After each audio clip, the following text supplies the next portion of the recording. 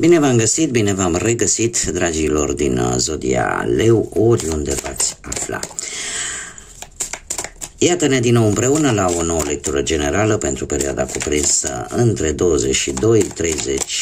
septembrie inclusiv, așa că toți cei care aveți Soarele, Luna, Venus sau orice alt aspect important din harta voastră natală și care are legătură cu Zodia Leu, această lectură este de asemenea și pentru voi. Ca de fiecare dată vă rog să luați în calcul faptul că este o lectură ultra mega generală.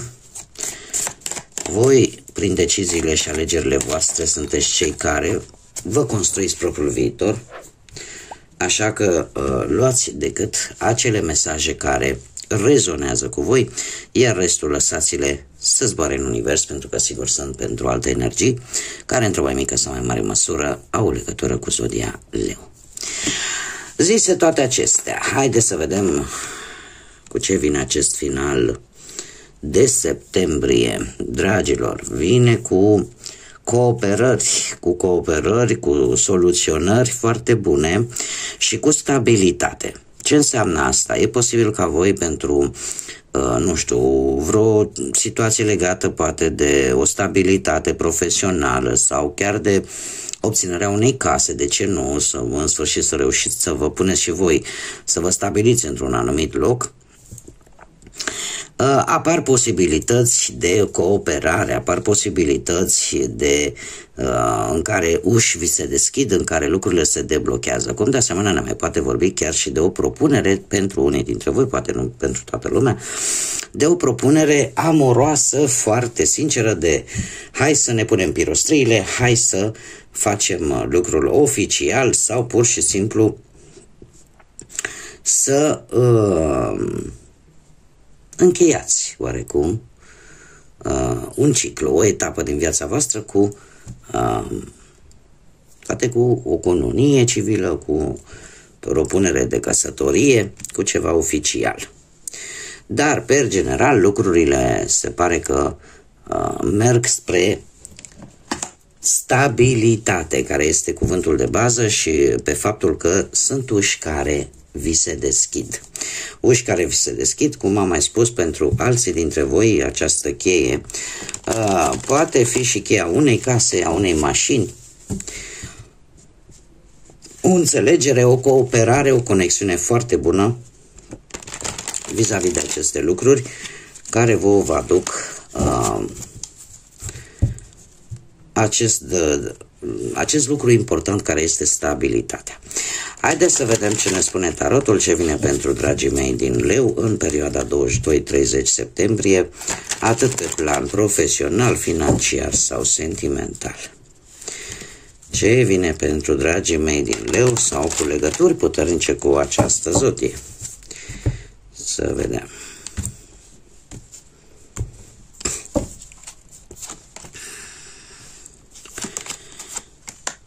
Decizie, eu aș zice, foarte interesant, foarte, foarte interesant, dragilor. Pe partea profesională o să aveți parte de noi începuturi. De noi începuturi, ceva se schimbă, ori la locul de muncă actual, ori e ceva cumva e pe placul vostru, ca să zic așa. Avem zodia Fecioară, poate rezonează cu voi, și avem zodii de apă, Rac, Pești, Scorpion. Cum de asemenea pot apărea și alte zodii de foc. Alte zodii de foc, Berbec, Leu ca voi sau Săgetător. Ce îmi spune acest lucru? Păi îmi spune că dacă ai traversat un anumit blocaj, nu va mai dura mult. Nu va mai dura mult, pentru că vine o veste.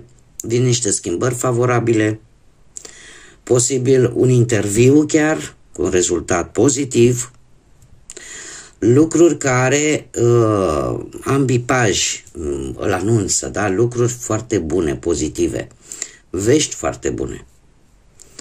Da? Cumva ceva ori se îmbunătățește la locul actual de muncă, ori pur și simplu poți primi un apel important în urma acestui interviu și deja se poate ajunge la semnarea unui contract, a unei înțelegeri. Este posibil ca unii dintre voi în ultima perioadă să fi luat lucrurile pas cu pas, să nu vă fi grăbit în luarea unei decizii. Mulți dintre voi ați avut tentația asta de a lăsa un job, de a, cum să spun eu, din anumite motive. A fost o gândire de-a voastră, nu mai vă simțeați voi bine în locul ăla sau în motive, putea să fie orice. Totuși, nu v-ați grăbit și v-ați dat seama de un anumit pericol și că nu e tocmai cel mai bun moment în a lăsa un job în urmă. Și atunci ați luat-o pas cu pas, cu răbdare, cu înțelepciune, foarte bine acționat, pentru că mie mi-apar vești bune pe partea asta a muncii în această ultimă perioadă din septembrie. Pe partea financiară, dragilor, deci încă un pas, asta îmi vorbește foarte mult de noi începuturi. Acest sfârșit de septembrie pentru voi va fi unul în care foarte multe schimbări vor apărea în viața voastră și se pare că chiar și pe partea asta financiară sunteți foarte nerăbdători vis-a-vis, nu știu, să rezolvați o situație care implică banii. Cumva sunteți chiar în acel punct de a rezolva această situație. Dar cumva ceva vine așa pe nepus în masă și vă cam zguduie sau vă întârzie într-un fel sau altul rezolvarea acestei situații. Nu este ușor, vei încerca pe cât posibil să acoperi cheltuielile importante. Poate apărea și un mic sprijin, poate din partea unor zodii de pământ, Taur, Fecioară, Capricorn, ori aveți vreun personaj, ori mai tânăr ca voi, poate să fie copilul vostru, un adolescent poate, să aibă legătură sau nu cu zodiile de aer, Gemeni, Balanță, Vărsător, care vă cam, nu știu, face ceva și ori cheltuiți pe lucruri care nu sunt chiar atât de necesare și lucrul ăsta o să vă întârzie în aplicarea sau în rezolvarea unei situații legate de bani. Totuși, cu acest cavaler de monede, trebuie să vă spun că lucrurile nu sunt chiar așa de negre pe cât par, pentru că bani vor veni. Bani vor veni. Și respectiva situație care pe voi vă frământă și pe care ați fi vrut într-un fel sau altul să o cam terminați așa și care e legată de bani, nu se va termina chiar atât de repede pe cât ați vrea voi. Vă trebuie foarte multă răbdare, mai ales cei care aveți poate un ascendent într-o zodie de pământ, Taur, Fecioară, Capricorn.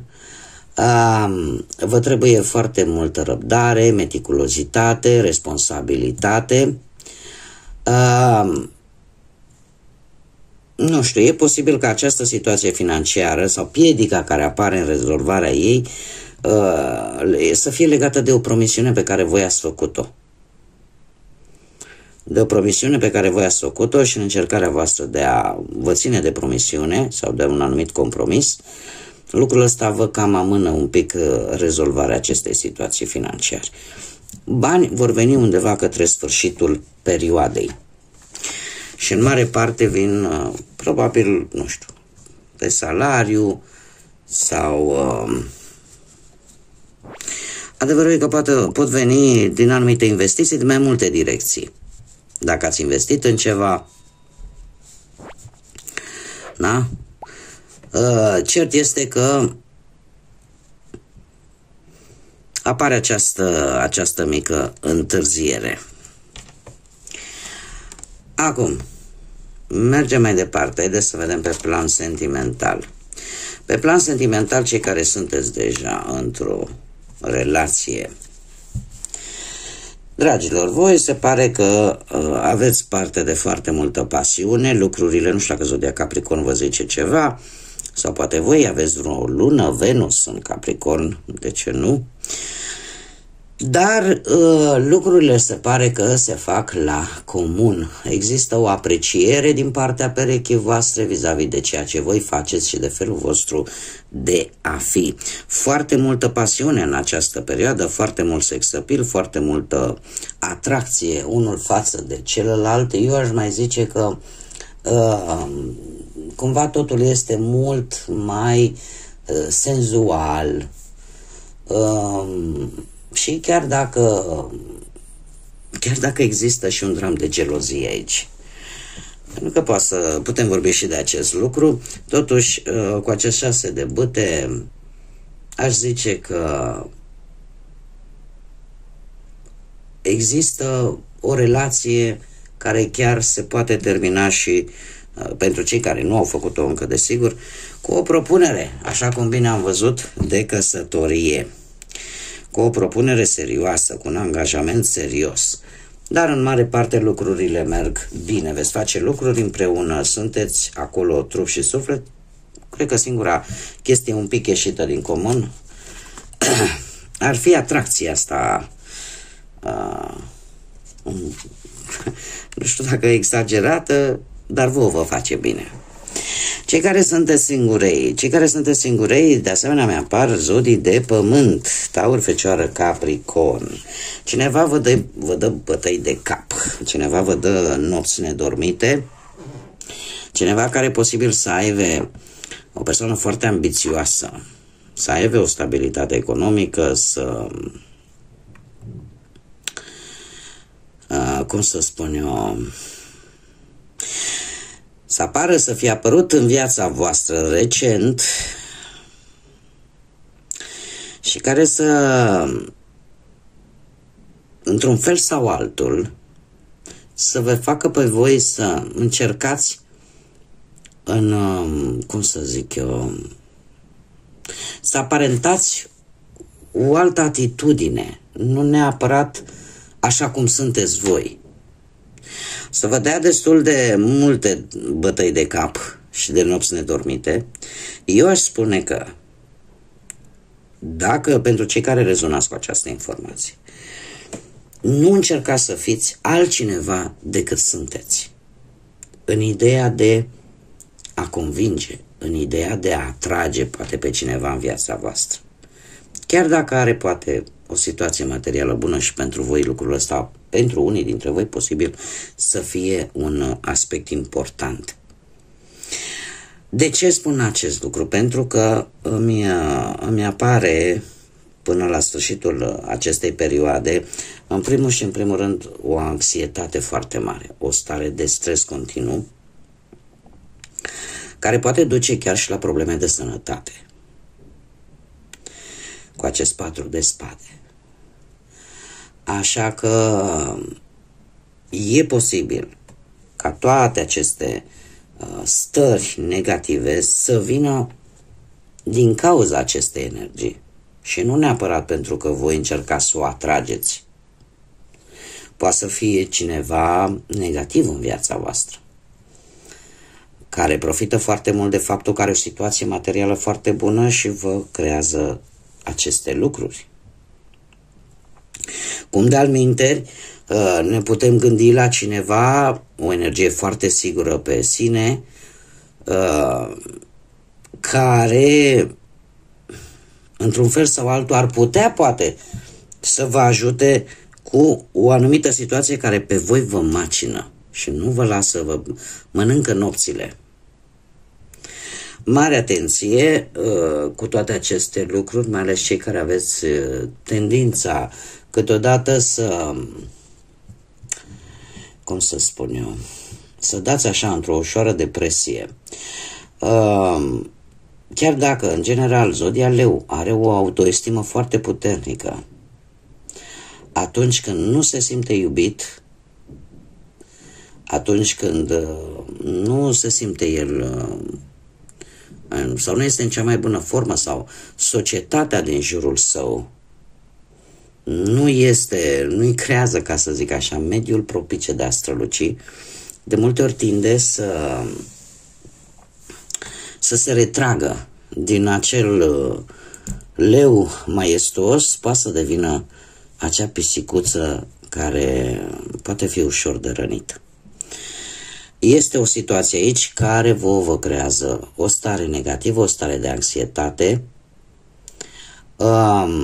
Este cineva în care e posibil să fie avut încredere în ultima vreme.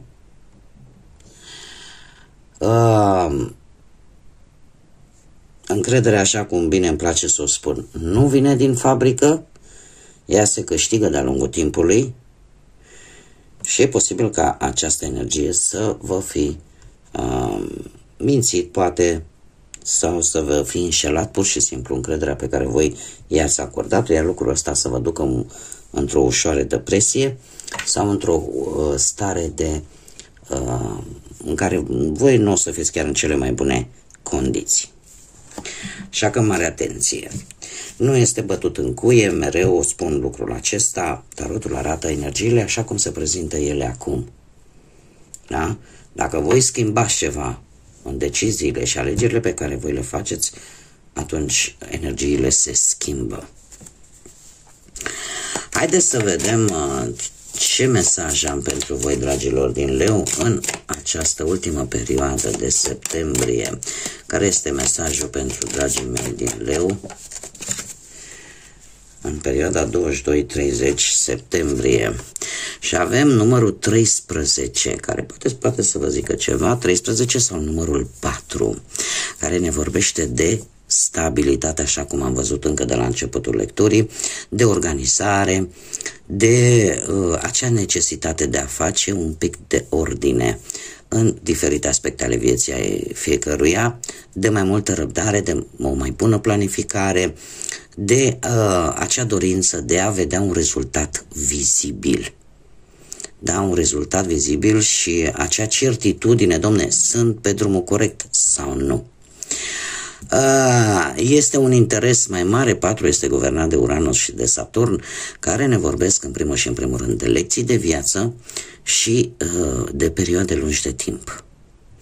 Așa că chiar și această carte îmi spune reușite, progresul este pozitiv și la nivel personal vei dobândi o reușită importantă. Deci, nimic nu este pierdut și eu am un leu lângă mine și vreau să vă spun că indiferent cum stau lucrurile, găsește acea forță, acea energie să meargă mai departe. Și eu mereu îi spun că am impresia că când s-a împărțit un pic norocul, leii au reușit cumva să ia cantitatea care le trebuie. Și asta nu o zic nici cu invidie și cu răutate, o zic chiar cu blândețe și cu drag. Bun, dragilor, cam atât am avut pentru voi, pentru această ultimă perioadă din septembrie. Eu vă mulțumesc pentru prezență, vă doresc un final de septembrie cât mai liniștit posibil și pentru că de curând am avut parte de o individă destul de lipsită de bun simț,